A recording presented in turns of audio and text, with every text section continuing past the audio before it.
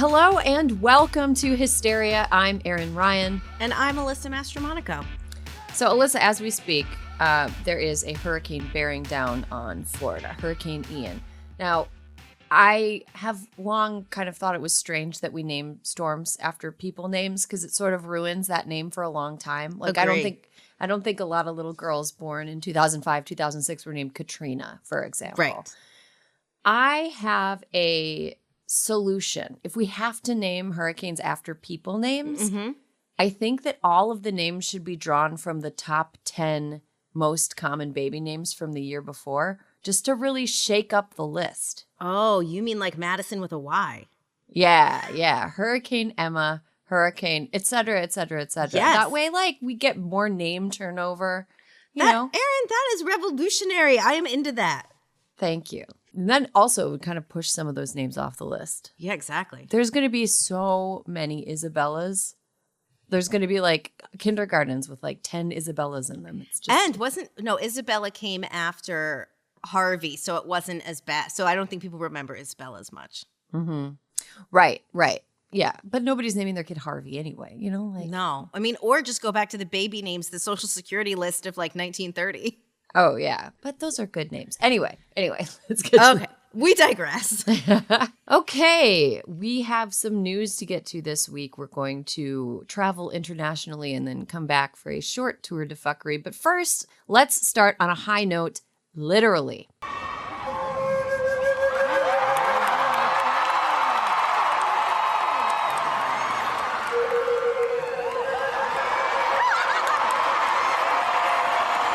That sound you heard was Lizzo playing a crystal flute at a concert at the Kennedy Center in D.C. The flute is from 1813, and it was a gift to America's second president, John Adams, from France. And Lizzo is the first to ever play it. Now, It's Alyssa, fucking cool. when I saw this story, I had many questions. The main one was like, okay, what is happening? I love this, but like, what's going on? So I love it. I feel like DC is finally understanding what they have to do to be relatable to the rest of the country. Yes, the Library of Congress, the head of the Library of Congress actually reached out to Lizzo and was like, hey, we've got lots of flutes here. Another thing where I was like, what? Yeah. Is there like a flute shelf where you just go down? Anyway, they have lots of flutes at the Library of Congress. And the head of the Library of Congress invited Lizzo to take a look at him because Lizzo is a very accomplished flautist. We have that in common. We are both flautists. Me too. Really? Yeah, first flute, baby. Oh my goodness, me too. I lived in constant fear of being challenged by second chair. Me too. Just constant fear. It definitely didn't have any negative effects on my overall outlook on life, but I digress. So the head of the Library of Congress offered to let Lizzo come and take a look at the flutes and borrow one. And so this is the one that Lizzo was able to borrow. I'm just imagining her like checking it out from the library. Do you know what it is? It's like when people get to check out the amazing jewels from Harry Winston, except way cooler. Oh, yes. Actually, let's start a petition to have no more jewels being checked out on red carpets. I just want fancy old instruments. Fancy Like, flutes. Give I us wanna see- a fife. Give us a harpsichord. I want to see Jessica Chastain escorting like an antique cello down the red carpet as Yes. like part of the Oscars. So Lizzo got to play it. We heard a few notes, and then it was returned under armed guard back to the library. So Lizzo's the first person to ever play this flute, which is very cool. Amazing. And if any, our listeners, we pride ourselves on our pettiness here. There is a petty element to it. John Adams was a slave owner. And the head of the Library of Congress is a black woman, and a black woman handing a flute to another black woman to play. It's great because John Adams probably would be like, what is going on? And I think he also invented the 3/5 principle, didn't he?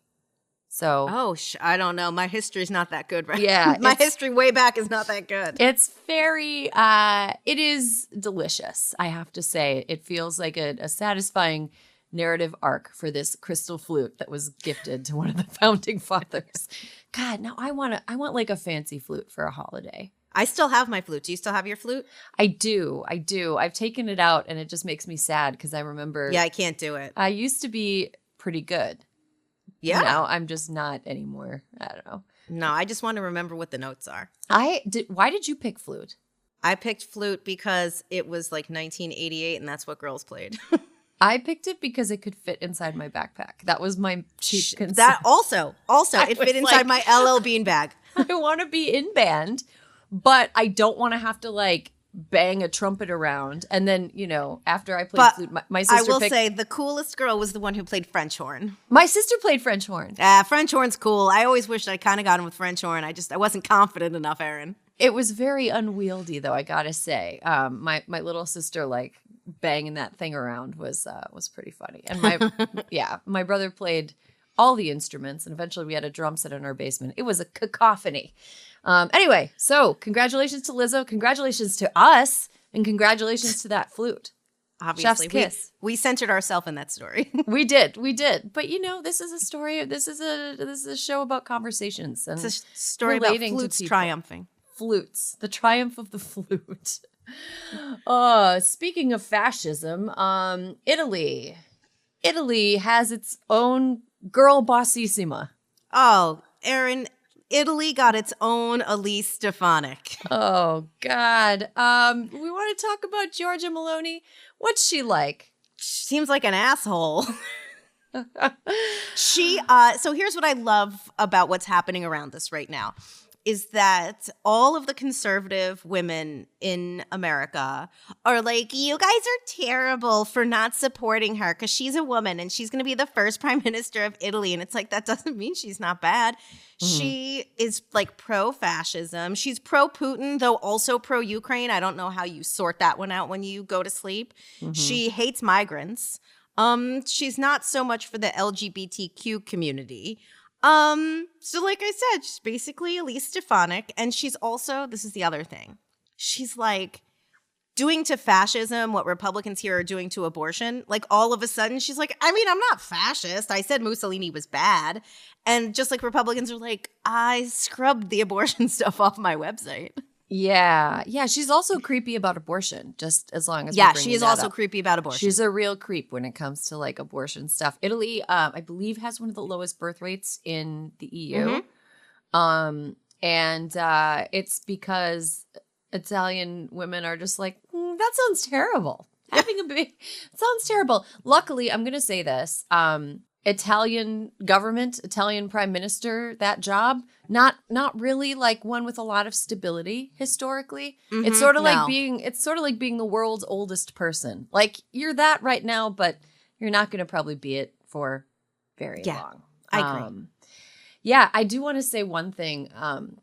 So back when I was doing like more political reporting and stuff, one of the people that I would speak to, not that regularly, but like semi-regularly, was Steve Bannon. This is pre-White House, Steve Bannon.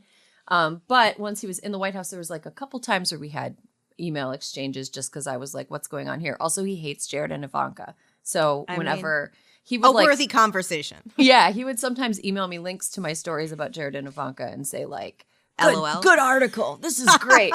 So he once responded to an email I sent him by saying, hey, sorry, I was on a plane to Europe. And I was like, oh, what's going on in Europe? And he goes, somebody has to spread the message of nationalism to our brothers and sisters in Europe. Now, at the time, I was like, they definitely already tried that in Europe. Right. And I was like, ha, ha, ha, this, whatever. Anyway, I feel like he was maybe meeting with her. Giorgia Meloni. I'm sure he stopped and talked to Marine Le Pen. They had an espresso, and then he hopped over to Italy to meet with her. Yeah, had another espresso. Anyway, okay, so let's talk a little bit about Iran. Tommy and Ben had a great conversation about this on Pod Save the World this week. But just to kind of get into it, Alyssa, what's going on over there? Okay, so in Iran, as has been reported on for over a week now, Mahsa Amini was in Iran. She was attacked, arrested, assaulted by the morality police. The job of the morality police is to just go around the Islamic Republic of Iran and, arrest women for not complying to their morality standards, specifically how they dress. And Erin, in this story, she died because of some internet tomfoolery, fuckery, the world found out that she was beaten and assaulted and that she died at the hands of these police after she was in a coma for several days. Now, as white women in America, I think it's hard to pretend we completely understand what they go through, but I saw a quote from an Iranian who spoke to Reuters, and I wanted to read it because I thought it just really crystallized what a big fucking deal what's happening in Iran right now is. And she said, for the Islamic Republic, compulsory hijab is not just a small piece of cloth. It's like the Berlin Wall. And if Iranian women manage to tear down this wall, the Islamic Republic won't exist. And I think that is a really good way of thinking about what is happening there as protests erupt across the country by women who have been fighting this fight for 40 years. Mm-hmm. Yeah, and, there's some images coming out of the country, not many because the internet was turned off. Yeah. You see women burning their hijabs and protesting and having, being very, very openly defiant of that norm. And my hope is that this ends well for them and that there isn't some sort of crackdown, because right now what we're seeing is a real inflection moment, it seems. So keeping an eye on that. Definitely listen to Pod Save the World if you're interested in hearing more about the story. There's a lot there and a lot to talk about. We'll be keeping an eye on it. Okay, stateside. Let's talk a little bit tour de fuckery. Alyssa, Kristi Noem is at it again. She cannot stop herself. She cannot stop herself. So here's something that I forgot about until I read this story was, remember how Kristi Noem tried to interfere with her daughter's real estate licensure? Oh, I forgot about that. Right. Kristi Noem made headlines for trying to wield her influence as governor over the state licensing authority for real estate. She tried to pull strings to help her dumb kid get a real estate license, which Can I say something? Yeah. Could she not do the work? Did she need her ma to get her a license to become a realtor? I mean, do the work. Jesus Christ. Honestly, I was thinking about the term adult children recently. The GOP is truly the party of adult children. Yes. The fuck up child who needs the little corrupt literally boost. Don Jr. Ivanka and all Eric, of them. Anyway, it's just the adult child party. Anyway, so Kristi Noem is now under investigation for using the state airplane. Look, I don't want to make fun of South Dakota, but I do. And it's funny to imagine that there's one airplane in the state and it's the gubernatorial plane. But there's more than one airplane in South Dakota. People fly airplanes there all the time. Okay. She was using the state airplane basically as her own personal taxi. It was her Uber. Yeah. She took it to out of state political events. So the Republican Governors Association, which I can sort of understand, attending an RG. Okay. Not so bad. Turning Point USA, though. No. National Rifle Association. She also took the plane to her son's prom. Yikes. Which is very funny. Okay, look, you're a teenager. I don't care how much you love your mom. You don't want your mom showing up at your prom, but imagine how much more embarrassing it would be if she rolls in on a fucking airplane. I mean, she's an extremely outrageous, lame person. Yeah. You know what's extra sad about South Dakota Governor Kristi Noem is that she is really trying her hardest to get as much attention as a Greg Abbott or a Ron DeSantis. And she just is the perennial third place. We can, if it would make her feel better for us to be bitch, you can't govern either. We'll happily say that. Yeah, but also, this bitch can't govern either. Erin, she thinks she's going to be president. She's all Mike Lindell, you're my pillow. She's just she believes that if she is crazy Trumpy enough, that she will be president. And she's, girl, you're never going to be president because you're dumb. No. I mean, there have been I guess dumb people have been president. Yes, there have been some stupid presidents before, for sure. But I think that it's like she's sort of playing a game that she can't win. I mean, talk about conservative women. Punching above her weight. Yeah, I think that like if you are a woman and you're a conservative, you're sort of signing up for a game where like your womanhood counts against you double. Like if you step out of the like narrow definitions of like what's okay to be a woman in their eyes. So if you're anything but a like straight, cis, conventionally attractive, like moisturized, shaved legs, Fox giggles, News anchor. Yeah, soft voice. The only thing you get mad at is the liberals. You never get mad at anything else. Like you're a mom, you're whatever. I just don't think that it's a game that she can win. But she will fly as high as she can in a borrowed airplane. I knew you were going to say that. Yeah. Well, we're on the same way. Oh wait, I have a little fuckery that we hadn't talked about. Oh, what? University of Idaho. Did you see this? No. Fuckery in Idaho. The administration at the University of Idaho sent out an email to faculty and staff to tell them to stop referring students to abortion providers, to stop them from getting emergency contraception. And this is the thing, Erin, we've been saying it. They also told the faculty and staff to also not help them get birth control.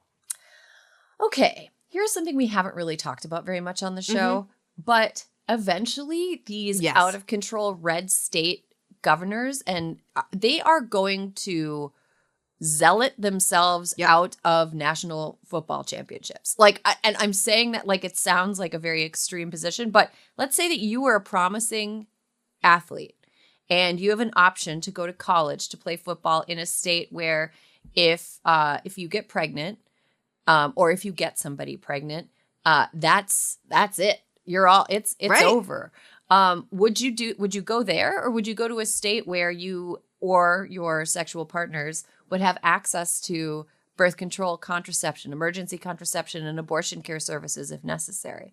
Like, it seems like an easy choice. Yeah, this is like Look, I mean, this is like on the list of reasons that this matters. This is like reason number 500 or whatever, but maybe it's something that would get through to some of these dipshit men wearing suits that don't fit in their state houses. Like what they are doing is making their state less attractive for people who might come in from out of state to do things that they like play football, like be on the women's basketball team.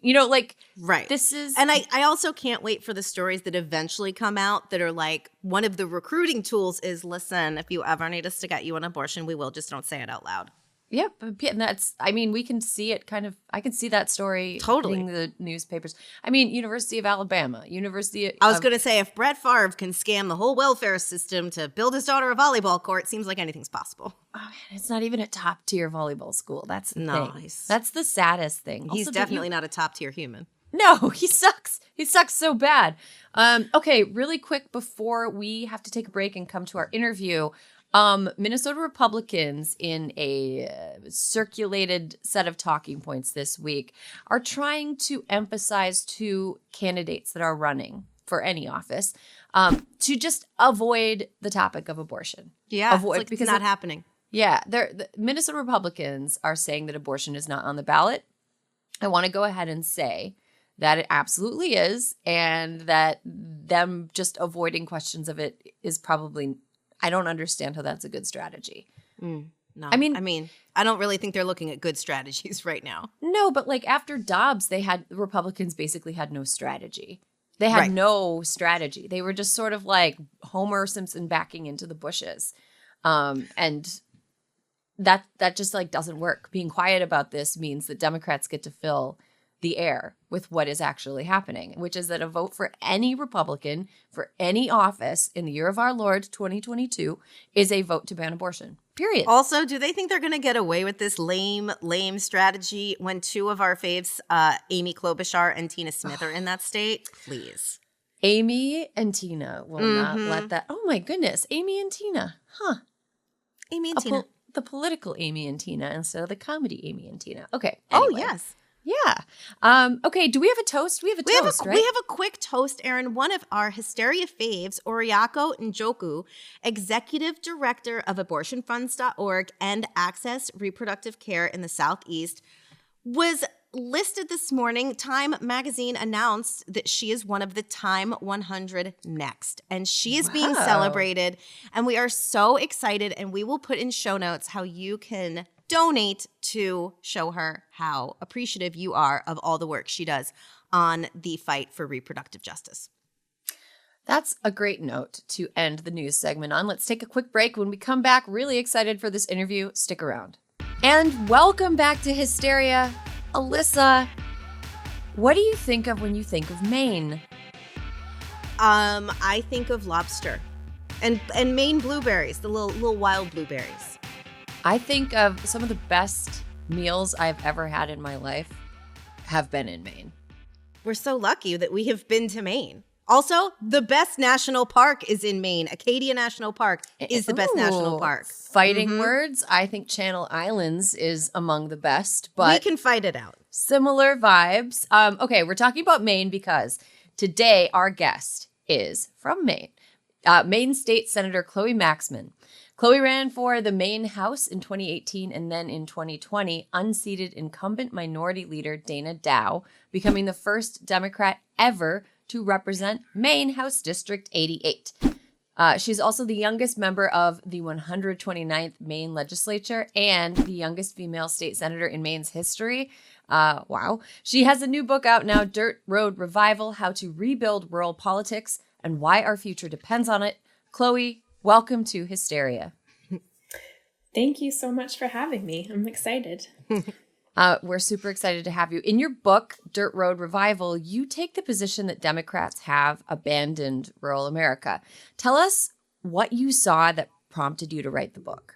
Yeah, so I grew up in a small rural town in Maine, a town of about 1,600 people, and when Trump got elected in 2016, and kind of looking at those results, it just so struck me how much rural America has shifted to the right. In 2009, there was almost no partisan lean amongst rural voters. But as of 2019, rural folks were leaning Republican by 16 points. So that's such a huge shift in a very short amount of time. And it was happening in districts like mine. My hometown House district voted for Trump in 2016, as did our state Senate district. So, my co-author and campaign manager, Canyon, and I really designed our campaigns to really understand what was happening in this rural conservative context. And the thing that really shook us was that when we started to talk to lots of Republicans and independents, we noticed that many of them had never been contacted by a Democratic campaign or canvasser in their entire voting history. And it was just shocking because these folks were wonderful. We were having awesome conversations. They were supporting us, but the Democratic infrastructure just hadn't ever reached out to them. Just a slight disclaimer that there are so many awesome rural Dems who are running for office, who are doing this hard work. We are certainly not the first nor alone in thinking about this. We just wrote our experiences down in this book. Chloe, Erin and I were both raised in pretty rural communities, and I still live in a very rural congressional district. Tell us how organizing can or should be different in rural communities. Oh, such a good question. I think when we're thinking about campaigns in particular, which I think are just a pretty unique opportunity to drive down someone's driveway and talk about the most polarizing issues in society, I think the way that a campaign is structured just looks really different for a rural community. I mean, first of all, rural culture is just really different. Rural life is really different from what it looks like in a city. I have so many friends who have run for office in urban areas, and they can knock 200 doors a day, easy. You got all those apartment buildings, all that dense turf, as we call it. But where I live, I was lucky if I could do 100 doors a day, and it would take me all day. And there are districts far more rural than mine, where it's hours from end to end, where you're lucky if you can do 100. So the amount of time and resources and investments and volunteers that it takes to really do a deep dive into a rural community, it's just a lot more. And traditionally, we don't compensate rural races for all of the extra support that they need. How did you approach people who were not registered Democrats? You know, when we were campaigning, we really didn't have a script. I would just show up to people's doors, or our volunteers would. But, you know, since I'm talking about my own experience, I'd be like, you know, hey, I'm Chloe. I'm running for state senate. I'm just stopping by to see what's on your mind. And it was really as simple as that, just and opening the door to a conversation. I mean, there were certainly times when I was having conversations that were so challenging, where people were saying things that were so different from my own worldview that I literally didn't know what to say. So I would just listen, you know, and like try and understand it, or I literally had no words. And this style of canvassing that's based on listening is now called deep canvassing.